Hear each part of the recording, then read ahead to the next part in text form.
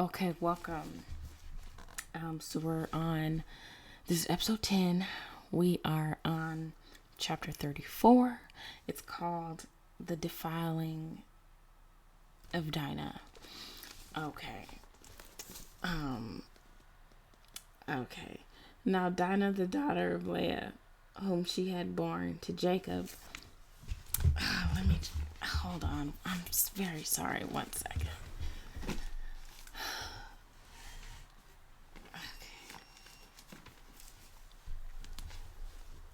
Just gotta get a little more comfortable. I'm sorry. We'll start.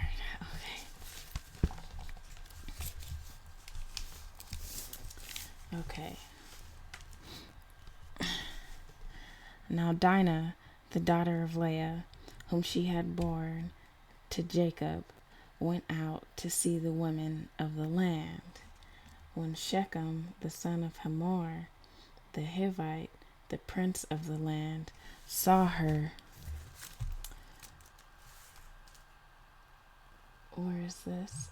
Saw her, he seized her and lay with her and humiliated her. And his soul was drawn to Dinah, the daughter of Jacob. He loved the young woman and spoke tenderly to her. So Shechem spoke to his father Hamor, saying, "Get me this girl for my wife." Now Jacob heard that he had defiled his daughter Dinah, but his sons were with his livestock in the field. So Jacob held his peace until they came. And Hamor, the father of Shechem, went out to Jacob to speak with him. The sons of Jacob had come in from the field as soon as they heard of it, and the men were indignant and very angry, because he had done an outrageous thing in Israel by lying with Jacob's daughter. For such a thing must not be done. But Hamor spoke with them, saying, "The soul of my son Shechem longs for your daughter. Please give her to him to be his wife. Make marriages with us. Give your daughters to us, and take our daughters for yours, and you shall dwell with us, and the land shall be open to you. Dwell and trade in it, and get property in it." Shechem also said to her father and to her brothers, "Let me find favor in your eyes, and whatever you say to me, I will give. Ask me for as great a bride price and gifts as you will, and I will give whatever you say to me. Only give me the young woman to be my wife." The sons of Jacob answered Shechem and his father Hamor deceitfully, because he had defiled their sister Dinah. They said to them, "We cannot do this thing, to give our sister to one who is uncircumcised, for that would be a disgrace to us. Only on this condition will we agree with you, that you will become as we are by every male among you being circumcised. Then we will give our daughters to you, and we will take your daughters to ourselves, and we will dwell with you and become one people. But if you will not listen to us and be circumcised, then we will take our daughters and we will be gone." Their words pleased Hamor and Hamor's son Shechem. And the young man did not delay to do the thing, because he delighted in Jacob's daughter. Now he was the most honored of all his father's house. So Hamor and his son Shechem came to the gate of their city and spoke to the men of the city, saying, "These men are at peace with us. Let them dwell in the land and trade in it. For behold, the land is large enough for them. Let us take their daughters as wives, and let us give them our daughters. Only on this condition will the men agree to dwell with us to become one people. When every man among us is circumcised as they are circumcised, will not their livestock, their property, and all their beasts be ours? Only let us agree with them, and they will dwell with us. And all who went out of the gate of his city listened to Hamor and his son Shechem, and every male was circumcised, all who went out of the gate of his city.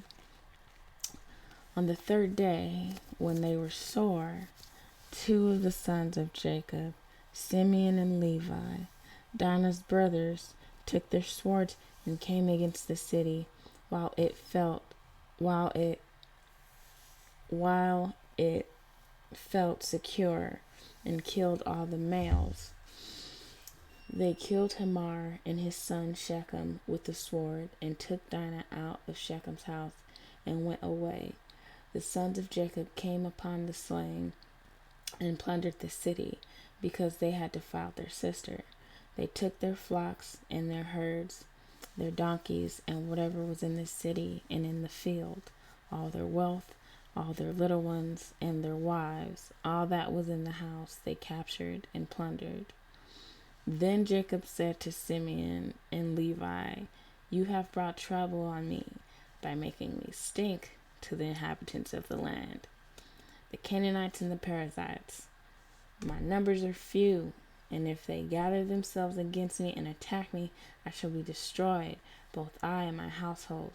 But they said, "Should he treat our sister like a prostitute?" God blesses and renames Jacob. Chapter 35. God said to Jacob, "Arise, go up to Bethel, and dwell there, make an altar there to the God who appeared to you when you fled from your brother Esau."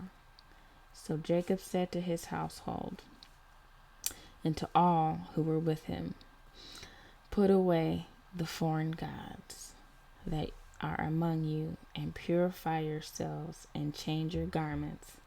Then let us arise and go up to Bethel, so that I may make there an altar to the God who answers me in the day of my distress, and has been with me wherever I have gone." So they gave to Jacob all the foreign gods that they had, and the rings that were in their ears.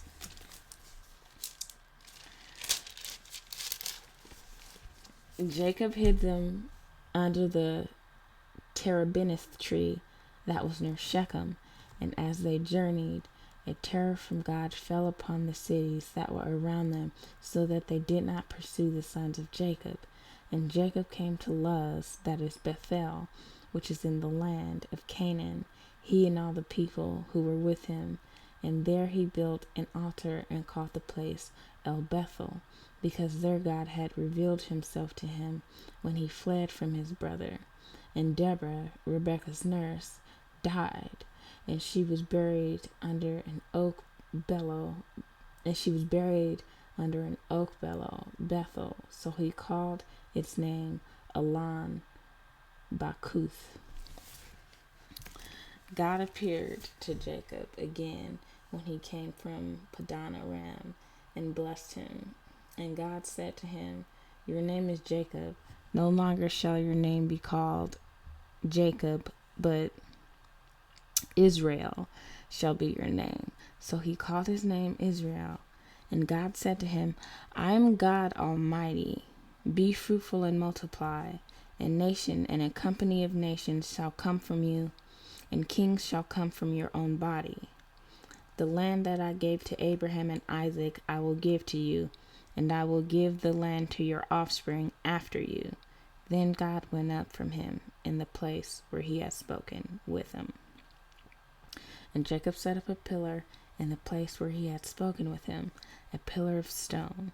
He poured out a drink of faring on it, and poured oil on it. So Jacob called the name of the place where God had spoken with him Bethel. Okay. The death of Rachel and Isaac. Then they journeyed from Bethel. When they were still some distance from Ephrath, Rachel went into labor, and she had hard labor. When her labor was at its hardest, the midwife said to her, "Do not fear, for you have another son." And as her soul was departed, for she was dying, she called his name Ben-Ani, but his father called him Benjamin. So Rachel died, and she was buried on the way to Ephrath, that is, Bethlehem. And Jacob set up a pillar over her tomb. It is the pillar of Rachel's tomb, which is there to this day. Israel journeyed on and pitched his tent beyond the tower of Eder. While Israel lived in that land, Reuben went and lay with Bilhah, his father's concubine, and Israel heard of it.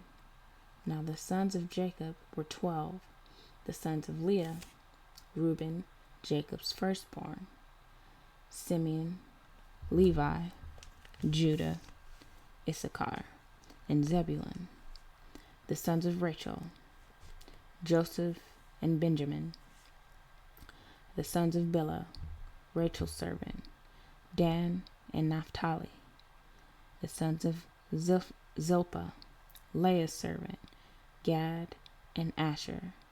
These were the sons of Jacob who were born to him in Padan Aram. And Jacob came to his father Isaac at Mamre, or Kiriath Araba, that is Hebron, where Abraham and Isaac had sojourned. Now the days of Isaac were 180 years, and Isaac breathed his last, and he died, and was gathered to his people, old and full of days, and his sons Esau and Jacob buried him. These are the generations of Esau, that is Edom. Esau took his wives from the Canaanites, Adah, and the daughter of Elon the Hittite, Oholibamah, the daughter of Anah, the daughter of Zibeon the Hittite, and the Basemath, Ishmael's daughter, Basemath, Ishmael's daughter, the sister of Nebaioth.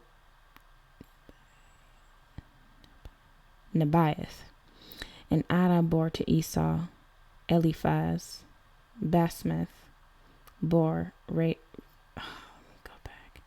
And Adah bore to Esau Eliphaz. Basemath bore Reuel, and Oholibamah bore Yesh, Jalam, and Korah. These are the sons of Esau who were born to him in the land of Canaan. Then Esau took his wives, his sons, his daughters, and all the members of his household, his livestock, all his beasts, and all his property that he had acquired in the land of Canaan. He went into the land away from his brother Jacob, for their possessions were too great for them to dwell together. The land of their sojournings could not support them because of their livestock. So Esau settled in the hill country of Seir. Esau is Edom. These are the generations of Esau, the father of the Edomites, in the hill country of Seir. These are the names of Esau's sons: Eliphaz, the sons of Adah, the wife of Esau; Reuel, the son of Basemath, the wife of Esau. The sons of Eliphaz were Teman, Omar, Zepho, Gatam, and Kenaz. Timnah was a concubine of Eliphaz, Esau's son. She bore Amalek to Eliphaz. These are the sons of Adah, Esau's wife. These are the sons of Reuel: Nahath, Zerah, Shammah, and Mizah. These are the sons of Basemath, Esau's wife. These are the sons of Oholibamah, the daughter of Anah. and the daughter of Zibeon, Esau's wife. She bore to Esau Yeush, Jalam, and Korah. These are the chiefs of the sons of Esau, the sons of Eliphaz, the firstborn of Esau, the chiefs Teman, Omar, Zepho, Kenaz, Korah, Gatam, and Amalek. These are the chiefs of Eliphaz in the land of Edom. These are the sons of Adah. These are the sons of Reuel, Esau's sons, the chiefs Nahath, Zerah, Shema, and Mizah.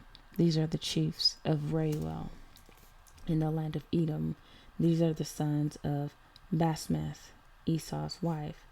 These are the sons of Olihama, Esau's wife. The chiefs Yeush,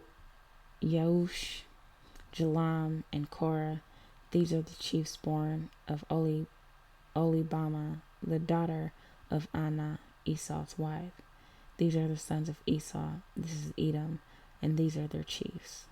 These are the sons of Seir, the Horite, the inhabitants of the land: Latan, Shobal, Zibeon, Anna, Dishan, Ezer, and Dishan. These are the chiefs of the Horites, the sons of Seir, in the land of Edom. The sons of Latan were Hori and Himam, and Latan's sister was Timnah. These are the sons of Shobal: Alvan, Manahath, Abal, Shepo, and Onan. These are the sons of Zibeon: Ah and Anna. He is the Anna who found the hot springs in the wilderness as he pastured the donkeys of Zibeon his father. These are the children of Anna, Dishan, and Olibama, the daughter of Anna. These are the sons of Dishan: Hemdan, Eshban, Ithran, and Sharan. These are the sons of Ezer: Bilhan, Zavan, and Akan. These are the sons of Dishan: Uz and Aran. These are the chiefs of the Horites: the chiefs Latan, Shobal, Zibeon, Anna, Dishan, Ezer, and Dishan. These are the chiefs of the Horites, chief by chief, in the land of Seir. These are the kings who reigned in the land of Edom before any king reigned over the Israelites. Bela, the son of Bor, reigned in Edom, the name of his city being Din Habah. Bela died, and Jobab, the son of Zerah of Basra, reigned in his place. Jobab died, and Husham of the land of the Temanites reigned in his place. Husham died, and Hadad, the son of Bedad, who defeated Midian in the country of Moab, reigned in his place, the name of his city being Avith. Hadad died, and Samlah of Masrekah reigned in his place. Samlah died, and Shaul of Rehoboth of the Euphrates reigned in his place. Shaul died, and Baal-Hanan, the son of Akbor, reigned in his place. Baal-Hanan, the son of Akbor, died, and Hadar reigned in his place, the name of his city being Pah. His wives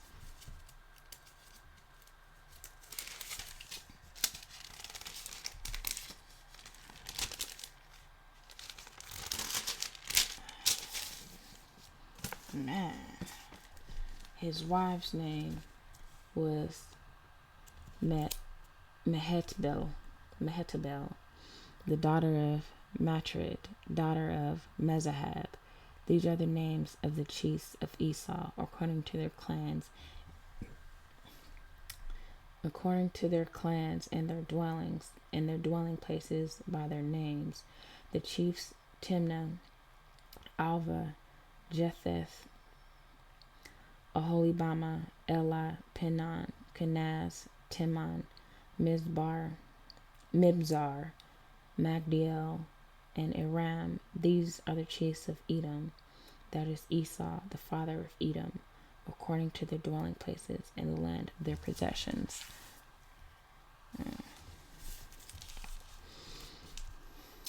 Joseph's dreams. 37. Jacob lived in the land of his father's sojournings in the land of Canaan. These are the generations of Jacob. Joseph, being 17 years old, was pasturing the flock with his brothers. He was a boy with the sons of Bilhah and Zilpah, his father's wives. And Joseph brought a bad report of them to their father. Now Israel loved Joseph more than any other of his sons, because he was the son of his old age, and he made him a robe of many colors. But when his brothers saw that their father loved him more than all his brothers, they hated him and could not speak peacefully to him. Now Joseph had a dream, and when he told it to his brothers, they hated him even more. He said to them, "Hear this dream that I have dreamed. Behold, we were binding sheaves in the field, and behold, my sheaf arose and stood upright, and behold, your sheaves gathered around it and bowed down to my sheaf." His brothers said to him, "Are you indeed to reign over us? Or are you indeed to rule over us?" So they hated him even more for his dreams and for his words. Then he dreamed another dream and told it to his brothers and said, "Behold, I have dreamed another dream. Behold, the sun, the moon, and 11 stars were bowing down to me." But when he told it to his father and to his brothers, his father rebuked him and said to him, "What is this dream that you have dreamed? Shall I and your mother and your brothers indeed come to bow ourselves to the ground before you?" And his brothers were jealous of him, but his father kept the same in mind. Joseph sold by his brothers. Now his brothers went to pasture their father's flock near Shechem. And Israel said to Joseph, "Are not your brothers pasturing the flock at Shechem? Come, I will send to you them." And he said to him, "Here I am." So he said to him, "Go now, see if it is well with your brothers and with the flock, and bring me word." So he sent him from the valley of Hebron, and he came to Shechem. And a man found him wandering in the fields, and the man asked him, "What are you seeking?" "I am seeking my brothers," he said. "Tell me, please, where they are pasturing the flock." And the man said, "They have gone away, for I heard them say, 'Let us go to Dothan.'" So Joseph went after his brothers and found them at Dothan. They saw him from afar, and before he came near to him, they conspired against him to kill him. They said to one another, "Here comes the dreamer. Come now, let us kill him and throw him into one of the pits. Then we will say that a fierce animal has devoured him, and we will see what will become of his dreams." But when Reuben heard it, he rescued him out of their hands, saying, "Let us not take his life." And Reuben said to them, "Shed no blood. Throw him into this pit here in the wilderness, but do not lay a hand on him, that he might rescue him out of their hand to restore him to his father." So when Joseph came to his brothers, they stripped him of his robe, the robe of many colors that he wore, and they took him and threw him into a pit. And the pit was empty, there was no water in it. Then they sat down to eat, and looked up. They saw a caravan of Ishmaelites coming from Gilead, with their camels bearing gum, balm, and myrrh, on their way to carry it down to Egypt. Then Judah said to his brothers, What profit is it if we kill our brother and conceal his blood? Come, let us sell him to the Ishmaelites, and let not our hand be upon him, for he is our brother, our own flesh. And his brothers listened to him. Then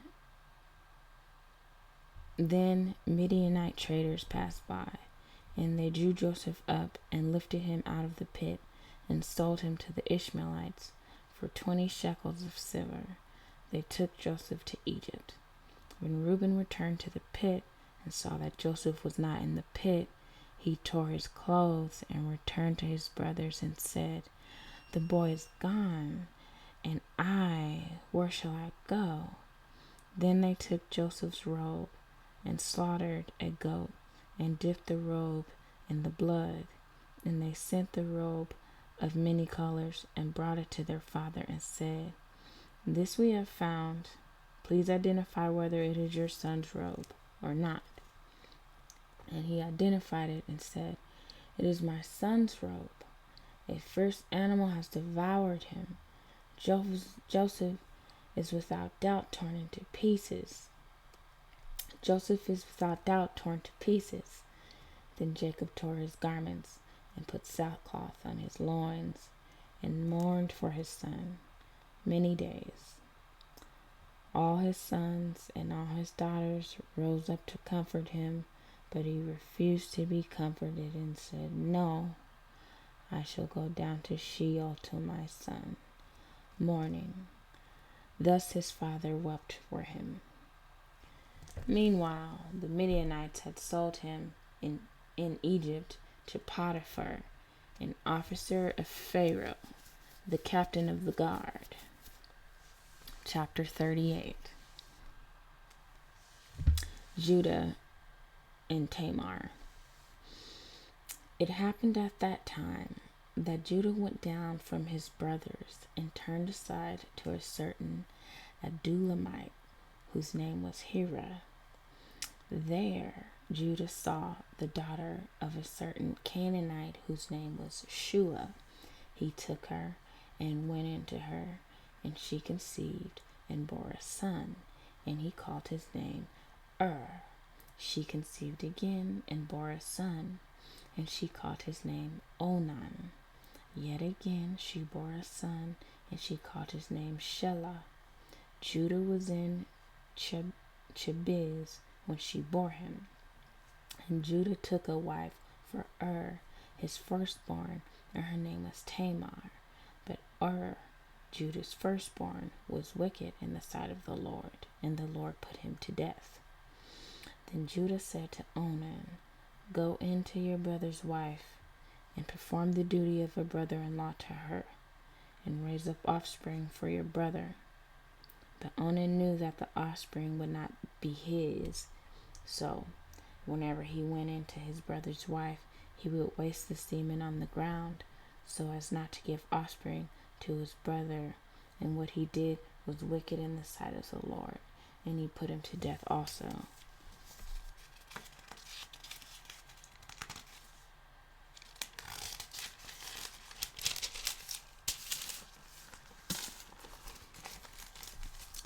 Then Judah said to Tamar, his daughter-in-law, "Remain a widow in your father's house till Shelah my son grows up," for he feared that he would die like his brothers. So Tamar went and remained in her father's house. In the course of time, the wife of Judah, Shua's daughter, died. When Judah was comforted, he went up to Timnah to his sheep shearers, he and his friend Hira the Adulamite. And when Tamar was told, "Your father-in-law is going up to Timnah to shear his sheep," she took off her widow's garments and covered herself with a veil, wrapping herself up, and sat at the entrance of Enam, which is on the road to Timnah, for she saw that Shelah was grown up, and she had not been given to him in marriage. When Judah saw her, he thought she was a prostitute, for she had covered her face. He turned to her at the roadside and said, "Come let me come into you, for he did not know that she was his daughter-in-law. She said, what will you give me that you may come into me? He answered, I will send you a young goat from the flock. And she said, if you give me a pledge until you send it. He said, what pledge shall I give you? She replied, your signet and your cord and your staff. This is in your hand. That is in your hand. So he gave them to her and went in to her, and she conceived by him. Then she arose and went away, and taking off her veil, she put on the garments of her widowhood. When Judah sent the young goat by his friend the Adullamite to take back the pledge from the woman's hand, he did not find her. And he asked the men of the place, where is the cult prostitute who is at Enam at the roadside? And they said, no cult prostitute has been here. So he returned to Judah and said, I have not found her. Also, the men of the place said, no cult prostitute has been here. And Judah replied, let her keep the things at her own. Let her keep the things as her own, or we shall be laughed at. You see, I sent this young goat, and you did not find her. About 3 months later, Judah was told, Tamar, your daughter-in-law, has been immoral. Moreover, she is pregnant by immorality. And Judah said, bring her out and let her be burned. And she was being brought out. She sent word to her father-in-law, by the man to whom these belong, I am pregnant. And she said, please identify whose these are, the signet and the cord and the staff. Then Judah identified them and said, she's more righteous than I, since I did not give her to my son Shelah. And he did not know her again. When the time of her labor came, there were twins in her womb. And when she was in labor, one put out a hand, and the midwife took and tied a scarlet thread on his hand, saying, this one came out first. But as he drew back his hand, behold, his brother came out. And she said, what a breach you have made for yourself. Therefore his name was called Perez. Afterward his brother came out with the scarlet thread on his hand, and his name was called Zerah.